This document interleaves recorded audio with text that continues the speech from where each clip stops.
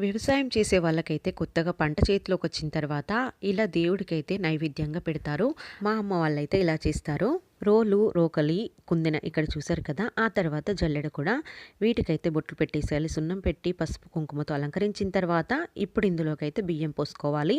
మన ఇంట్లో బియ్యంలోకి కొత్తగా వచ్చిన బియ్యం కొన్ని కలిపేసిన తర్వాత ఇలా దోసెడితో 5 సార్లు పోయాలండి బియ్యం అయితే. ఇలా దోసెడితో నిండుగా పోసిన తర్వాత ఇలా అయితే రోల్‌తో పోట్నం పెట్టాలి. పోట్నం పెట్టాలి అంటే ఏమీ లేదండి. ఇక్కడ చూసారు కదా! ఇలా దంచుతూ ఉంటే ఇలా దంచడాన్నే పోట్నం అంటారండి. ఇలా పోట్లా వేస్తూ ఉంటాం కదా! ఒక్కొక్కటి అలా 5, 6 సార్లు పోట్నం పెట్టిన తర్వాత ఒక చేత్తో రోకలి పట్టుకొని ఇంకో చేత్తో బియ్యం తీసుకోవాలి. ఇవి కూడా 5 సార్లు తీసుకోవాలండి. ఈ బియ్యంలో కొంచెం పసుపు వేసి రైస్ పెట్టేసిన తర్వాత ఇందులోకి కూరలు వంకాయ, టమాటా, బీరకాయ, చారు, తోటకూర టమాటా, అలాగే నువ్వు పొడి, కొంచెం పెరుగు వేసి ఇంట్లో దేవుళ్ళకి నైవేద్యంగా పెట్టేసిన తర్వాత ఇంటి ఆడపడుచుకు పెడతారు. మీరు ఇంట్లో ఎలా పాటిస్తారో నాకు కింద కామెంట్‌లో షేర్ చేయండి.